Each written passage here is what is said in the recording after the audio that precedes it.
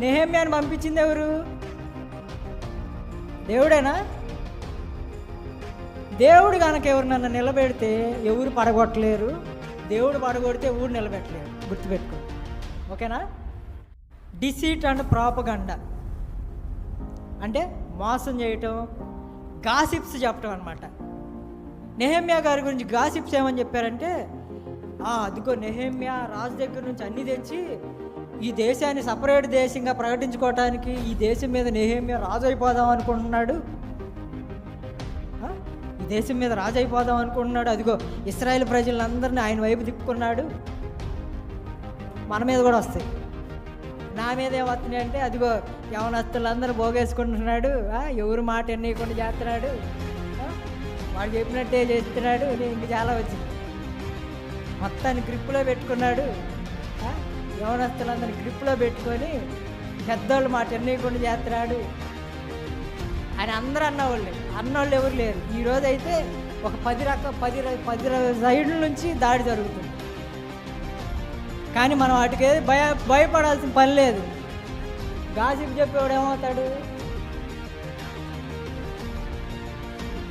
ఇప్పుడు ఒక అబద్ధాలు, గాసిప్ అంటే అబద్ధమేగా, వాళ్ళ మీద వీళ్ళ మీద లేనిపోయిన మాటలు చెప్పేవాడు ఎన్ని రోజులు చెబుతాడు చెప్పండి?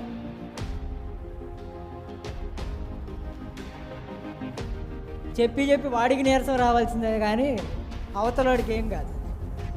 ఎందుకని? నెహెమ్యాను పంపించింది ఎవరు? దేవుడేనా?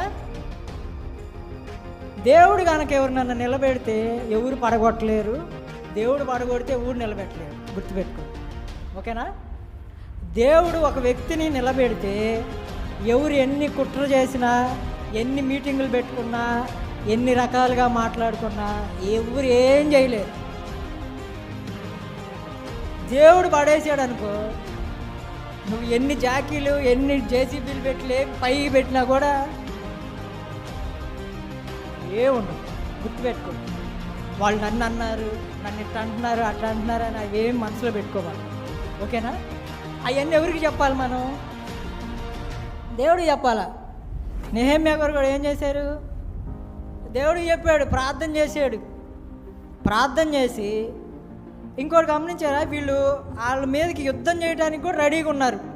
ఈ పక్కన వాళ్ళు ఎట్టగైనా సరే ఆ పని ఆపాలా అని యుద్ధం చేయడానికి రెడీగా ఉంటే ఈయన యుద్ధానికి వెళ్ళాల. కానీ గుర్తుపెట్టుకోండి, మన మీదకి ఎన్ని రకాల దాడులు జరిగినా మనం రెడీగా ఉండాలి డిఫెండ్ చేయటానికి.